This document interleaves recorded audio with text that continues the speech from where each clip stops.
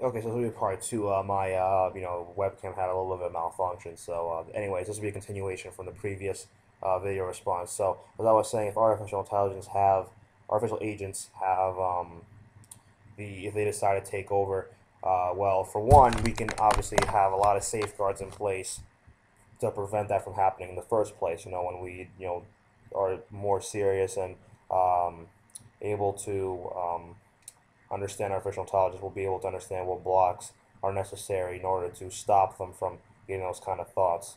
And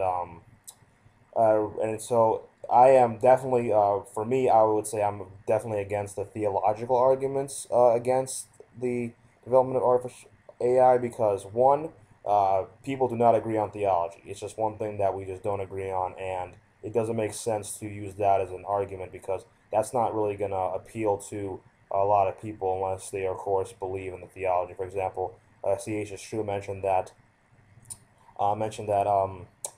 it will be dishonorable to God, from a Christian perspective.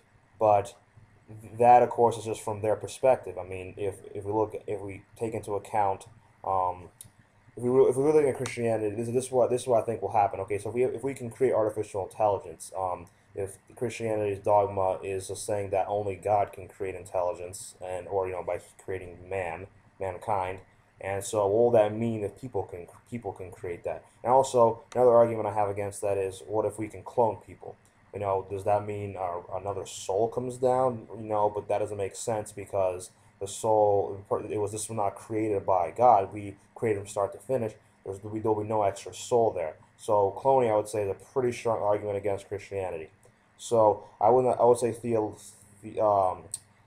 major religions, if artificial intelligence and not even that, but any scientific advancement hinders or refutes any of their dogmas, they're obviously going to be opposed to it because it's essentially they want to appear credible, and of course they want to ultimately stay in business. But even not from a business perspective, the religion will essentially start falling apart at the seams, and if it starts falling apart at the seams, ultimately will cease to exist.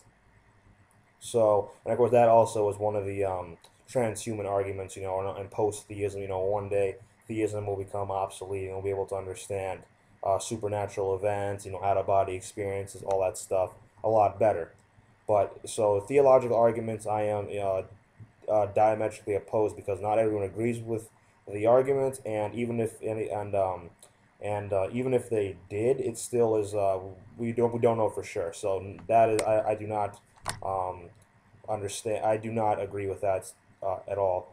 Safety wise, artificial intelligence can be dangerous, obviously, but I think a lot of that is stemming from Hollywood portraying it as such. A lot of people in general tend to get fearful and scared when change that they will not understand is coming. Fear comes from lack of understanding. Um, so that is just my view on that. But ultimately, artificial intelligence will be realized. Mankind has made some pretty incredible discoveries. A lot of discoveries which could not be possibly, understood many, many years ago. For example, Leonardo da Vinci, was a brilliant engineer, artist, scientist, and everything. Basically, made advances in all the sciences of his day. Anatomy, he was essentially was a medical pioneer.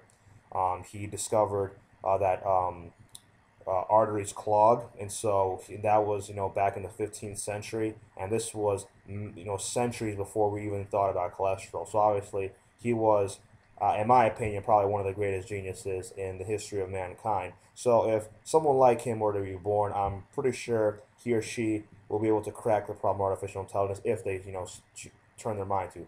The point I'm making is we're going to eventually be able to achieve it. It's just a matter of finding out how to achieve it. Of course, it's very difficult right now because we have basically limited pieces of the puzzle. With the knowledge now, the arguments definitely can be made that artificial intelligence is impossible. But I think that before such a claim will be should be made, we should at least see how artificial intelligence grows, and before something major happens, we should kind of view this as somewhat open ended, whether it can or cannot be um, done. Anyway, so this is my response to Siege's True Philosophy and Artificial Intelligence, and I'll be making some more videos on category theory, set theory, and I'm also starting a particle/nuclear physics one very, very shortly. And so that's it for this video.